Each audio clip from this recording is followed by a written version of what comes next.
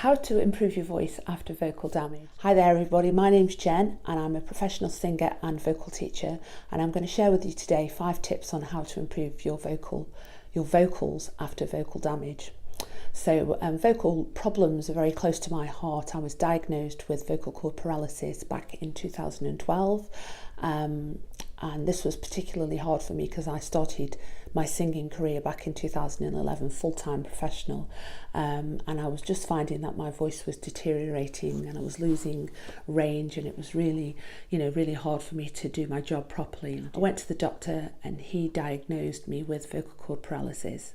So I went for voice therapy for about 18 months and it worked, it helped, it improved my voice, and I was able to carry on singing, which was good. But I just felt at that time that I needed to know a little bit more about vocals in order to get myself healing and get in a better place. So I did a course in vocal teaching for children and adolescents. And I also did a nutritional therapy course to help me to get a better understanding of what was going on inside. So here I am today, a few years on, and I feel I can share the knowledge and experience that I've had over the years with you all. First things first, if you are experiencing any problems and you haven't been to the doctor yet, then I advise you to do that. They'll be able to tell you what's really going on without trying to guess. I know it's daunting as a singer, we don't want to hear bad news, but it's really important that you do that. So if you've been to the doctor like me and you know what's going on inside, and all you're trying to do now is improve the range, the quality of your voice and the strength of your voice, then keep watching and I will share with you some tips. Step number 1, hydration. Water fills the muscles, plumps them out. Have a couple of glasses of body temperature water just before you're about to sing. When I'm singing, sometimes I do have a drink, a glass of wine, that kind of thing. Even if you're drinking alcohol, have the water as well. It's going to get to the muscles a lot more effectively than any alcohol will, so you're going to be doing yourself a favour if you drink water as well as have it. I tend to avoid icy cold drinks because it's just too much. It tends to spasm the vocal cords and it's just a little bit too cool for them. So hydration is key to improving your voice after vocal damage. Step number 2, warming up. Now, if you're serious about singing, this is an absolute no-brainer. Muscles in your vocal cords work like any other muscle in your body and they need time to warm up. Spend at least 5 minutes. I would say 5 is the absolute least. If you can do more, if you've got time to do more, then do so, but at least 5 minutes warming up. I tend to do a low register hum, something like this.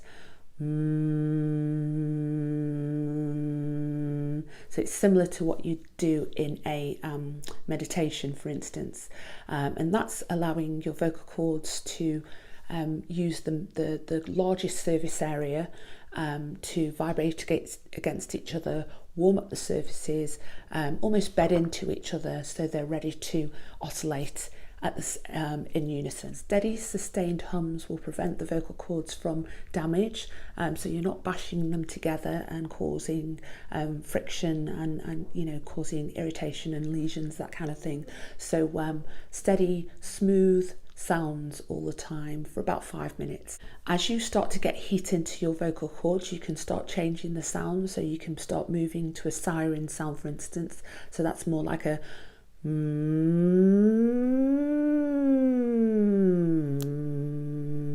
but again, don't push it. You don't need to go really high, you don't really need to go really low. Just stay within your range, your comfortable range, just whilst your vocal cords are still warming up. And then you can move on to the next tip. My next tip is to work on vocal cord connection. So this is something that I tend to do for a short while just before I'm about to sing, but also when I'm not singing in the week, just as a little exercise. It doesn't take a huge amount of time because it's very effective, but yeah, this is something I've developed over the years and I find really useful.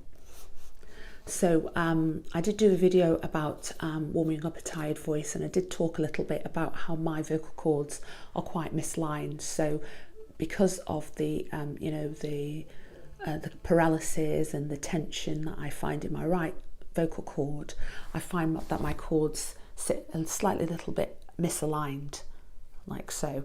So they sit misaligned. So when it comes to trying to get them to vibrate together, they find it really difficult because the greatest surface area isn't in contact. I do actually think this has a lot to do with my brace. I don't know if you can see, I've got a brace on at the moment.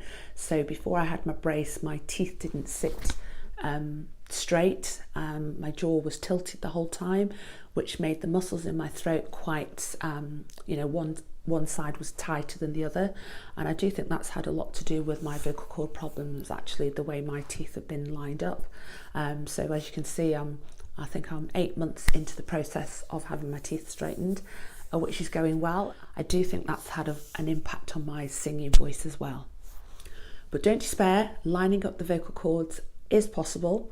You just need to pay a little bit of attention to it. This is what I do specifically to get those vocal cords, the muscles in my right hand side relaxing so my vocal cords line up. I find holding my voice box down whilst I'm doing this exercise helps to stretch out the muscles in this side of my neck. Sticking out your tongue is really useful because your tongue is a very strong muscle itself, and it's actually connected to the voice box. So by extending it, you're elongating the muscles that are connected to your tongue. Next, I push the tiniest amount of air through my vocal cords.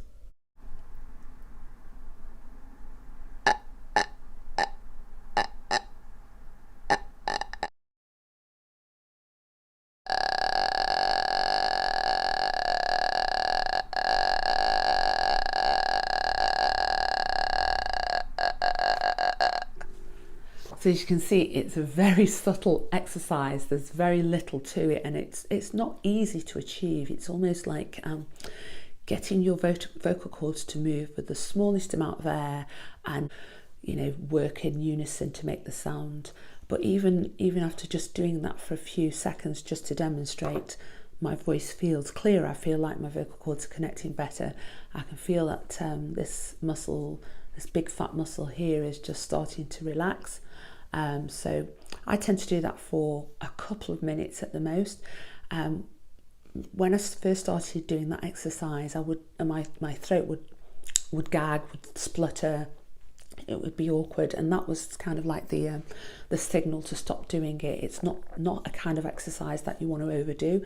Overdoing anything when you've got vocal damage is going to just weaken your throat. So you have to be very gentle and make sure that you listen to your body. If it starts to feel tired, if you start to cough, leave it for a day, leave it for a few hours, come back to it.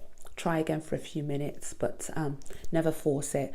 Never overblow as well, because you don't want a situation where your vocal cords are smacking together. Think about that.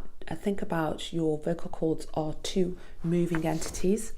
They're two moving entities, and if you bring them together whilst they're moving, you're going to be scratching the surfaces of the vocal cord. So be careful not to blow too much air, forcing the vocal cords together and smacking the walls and causing friction and causing damage that way.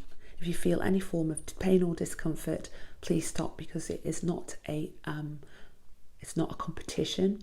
These are very delicate muscles in your body and they need to be treated carefully. Okay, step number 4, improving acid reflux. Now, I know what you're saying. I bet you're saying you don't have acid reflux. I've never had acid reflux, but I can bet if you're a singer and you're using your diaphragm properly, you have some form of acid reflux. When the diaphragm is in use, it disturbs the stomach, which churns up the gastric juices and pushes them out of the stomach and back up into the esophagus. Another way that gastric juices can end up in the esophagus is if you don't have a huge amount of gastric juice. It's something that actually deteriorates as we get older. The esophagus sphincter, which is the valve that holds all of the juices in the stomach, that becomes a bit lazy. It doesn't have a job to do, so it doesn't hold down the gastric juices as it once did. The gastric juices climb up the esophagus and reach the vocal cords. They stick to the back of the vocal cords and they burn them, and they they cause irritation. Not only that, the acid reflux will dampen down the sound that your vocal cords is trying to make. So we're trying to get resonance in the vocal cords, get them ringing almost. We want them to ring. So when they have some kind of substance stuck to them, they can't ring as well, which will make the sound of your voice a lot less. It will make the sound of your voice less clear, and it will actually be harder to hit those notes that you're trying to achieve. So it's definitely worth looking into acid reflux, looking at your eating patterns. Are you eating very late at night? Are you going down to are you lying down after eating? Because again, this is a way that the stomach acids can start creeping up into the esophagus. I use natural remedies like apple cider vinegar and lemon juice or fresh ginger, ground up fresh ginger. They're really good just before food, in a little bit of water, about 15 minutes before you're about to eat a meal, just to try and get the gastric juices working. We want to produce acid in our stomach. That is the thing that breaks down our food. It actually disinfects our food as well, and it breaks down all the nutrients, so they're all ready when it gets to the intestine. It's all ready to be absorbed back into our body. So I personally avoid using antacids, the ones that you can buy from the chemist. They neutralize the acid in your stomach, which makes it harder for your body to digest the nutrients that you're eating. It makes the esophagus valve lazy, and the gastric juices will start to creep up the esophagus and get to it'll get to the vocal cords. These natural remedies do sound acidic, but actually they work as an alkalizing compound when they reach the body. So don't be afraid to use acidic natural remedies to help improve the condition of your acid reflux. It really is beneficial. They also contain good bacteria which help in the digestion of food. I also take a bottle of lemon juice and water diluted to most of my gigs, and that's the thing I drink when I'm on stage, and I find that really helps keep my throat clear. I don't feel the need to keep clearing my throat, which is another way that you can damage your vocal cords. Another way to avoid acid reflux is to avoid eating dairy products. They are quite mucus forming. Again, mucus can find itself on the back of the vocal cords and dampen down the sound, dampen down the resonance, and make it difficult for you to sing. Okay, my final tip for this video is rest and recovery.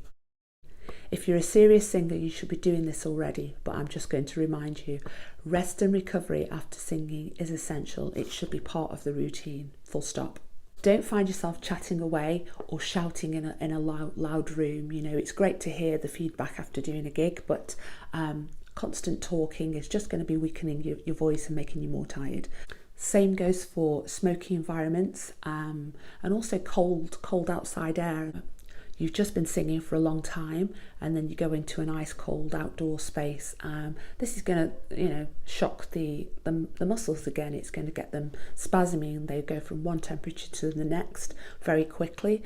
We want to do that in a gentle and measured way. Try humming as you're warming down, in a similar way to as you warmed up. Just very gentle. Sometimes, introducing a tiny little bit more air isn't a problem, just to get them to your muscles to just ease themselves down back to normal. Because actually, when we do sing, it is slightly different to when we're talking. We are using the same muscles, but when we're singing, we're projecting. We're giving our voices a little bit more of a workout. So it's important to just bring them back down to normal state after we've sang. I also try herbal drinks or warm soothing drinks. They really work well for me. Just keeping that heat in the vocal cords and the muscles around the vocal cords until they've had a chance to just cool down on their own accord. So there you have it. There are my 5 tips for improving your voice after vocal damage. Hope you found this video useful, and let me know if you've got any comments or questions in the section below. Let me know if you'd like any more videos on vocal health, and also don't forget to like and subscribe. Thank you so much for watching, and I'll see you on the next video. Take care for now.